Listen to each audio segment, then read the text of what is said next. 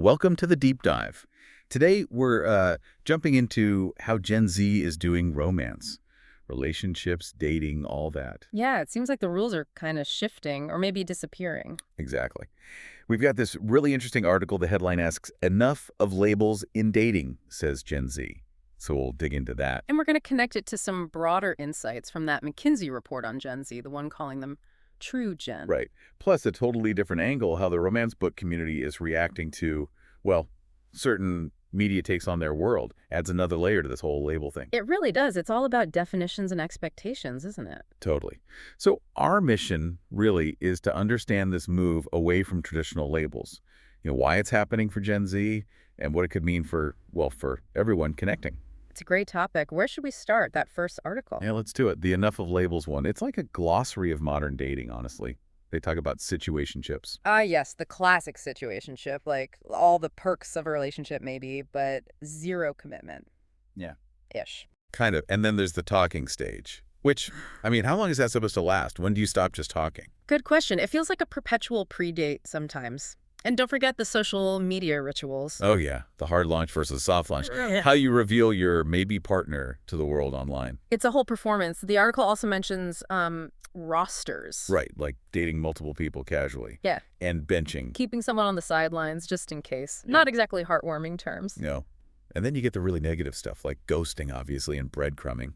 Just leading someone on with minimal effort. So it paints this picture of like maximum flexibility, maybe, but also a lot of potential confusion and, frankly, hurt. The article tries to figure out why.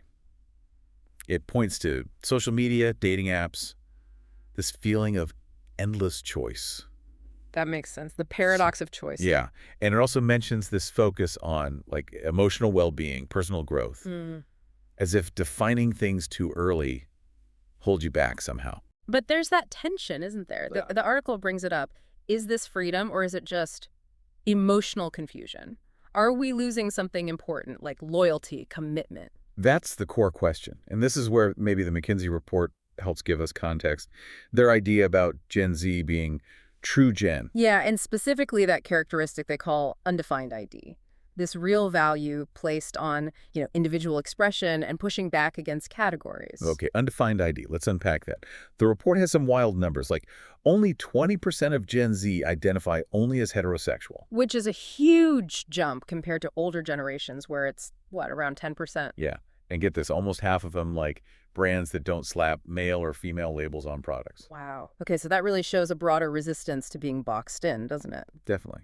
So if they're rejecting rigid labels for gender or even like clothes. It totally follows they'd be hesitant about slapping traditional labels on their relationships too fast. Why define it rigidly when you value fluidity so much? Makes perfect sense.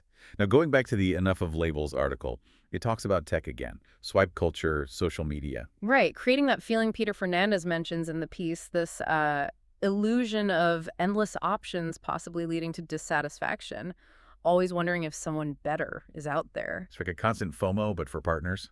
Exactly, but then you have other perspectives, right? Like that love in the digital age piece. It talks about tech in a different way, AI matchmaking, even AI helping write romantic messages. Whoa, really? AI writing love notes, that's something. It is. So technology isn't just one thing. It opens new ways to connect, maybe even across huge distances. But it also seems to fuel that always browsing mentality that might make it harder to commit or even just, decide. Yeah, it definitely enables the label-free thing, but maybe also creates new, sometimes quite shallow ways of defining interaction online. Which brings us back to the emotional side. Is avoiding labels about being emotionally detached? Or is it more like protecting yourself? That's the debate. Zara Mehta in the article talks about commitment getting blurry. It's a real concern. But then think about that McKinsey report again. Gen Z as realistic, pragmatic, analytical. All right. So maybe this isn't detachment so much as risk management.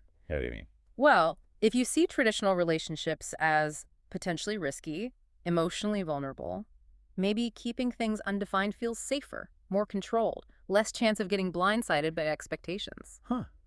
That's a really interesting take. Like a pragmatic approach to love. Given all the uncertainty they've grown up with, maybe that tracks. Could be a way to navigate intimacy that feels less exposed, more on their own terms and timeline. Okay, Let's shift gears a bit because this next piece is fascinating. The reaction from the romance book world on Reddit. Oh, yeah, that was fiery. It's such a contrast, isn't it? Totally. You've got this trend of avoiding labels in real life, but then this passionate defense of a genre that often ends with the ultimate labels: love, commitment, happily ever after. And they were mad, not just annoyed, but genuinely angry about this media piece that sounded super condescending. Like, oh, look, a smart author is finally making romance okay. Exactly. They were pushing back so hard against that old guilty pleasure stereotype and saying, hang on, these elements, strong women, respectful men, the happy ending, they're not new, they're foundational. It wasn't just one generation either, right? You saw people from Gen X, Gen Z all saying, we like this, it's well written, stop acting like it needs rescuing or validation. Yes. Yeah. So how does that fit with the label-free dating trend? It seems contradictory. Well, maybe it's not about the labels in the books, but about the act of reading them. Some comments on Reddit hinted at this, like maybe Gen Z reading romance is also a form of rejecting external judgment. Like we'll define our own relationships and we'll read whatever we want. Thank you very much. Exactly. It fits with that undefined idea again, and also the communaholic trait McKinsey mentions, finding your community, valuing your own tastes regardless of mainstream opinion, owning it. Okay, that makes a lot of sense. It's about autonomy in both spheres. Precisely. And we have one more example that really drives home this idea of intentionally avoiding labels, that modern love essay. Oh, right. The long-distance relationship that the author, Mrudula Sharma, deliberately keeps undefined. Yeah. And she lays out her reasons so clearly: past hurts, focusing on her career, even philosophical beliefs like existentialism. She mentioned rejecting specific things she associates with labeled relationships, didn't she? Like cheesy daily texts or superficial video calls. Exactly. It wasn't about rejecting the person, but rejecting the perceived performance of being in a defined relationship. So what did she value instead? The deep conversations, really getting each other, focusing on the connection now, without needing promises about the future. And she talked about pressure from friends, right, to put a label on it, especially with the age difference. Yeah, that social pressure is real. But her point was, why simplify something complex just to make it fit a neat category for other people? It really highlights that for some, the quality of the connection is just way more important than the label, Yeah. defining it on their own terms, or not defining it at all. So pulling all these threads together, what do we see? Well, clearly Gen Z is shaking things up. There's this definite trend towards more fluid connections, less attachment to those old school labels. And it seems tied to their core values, that individuality, the inclusivity, being pragmatic, maybe a bit cautious. Technology is obviously a huge piece of the puzzle, too. Yeah. It enables this fluidity, but also brings its own set of challenges, like that paradox of choice. Definitely. And then you have this counterpoint from the romance community, fiercely defending structure and happy endings within their genre, even while perhaps embracing ambiguity in their own lives. It shows the conversation is far from settled, right? There are real potential benefits to this flexibility, maybe more personal growth, less pressure. But also real concerns about, clarity, emotional investment, people getting hurt in the ambiguity.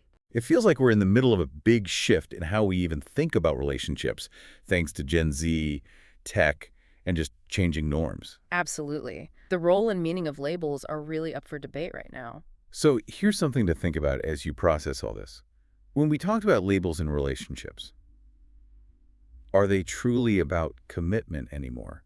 Or have they become more about how things look to the outside world, about managing those perceptions? And maybe in a world that offers so much more choice and fluidity in how we connect, what are the things that really matter? What actually makes a relationship meaningful for you, regardless of the label?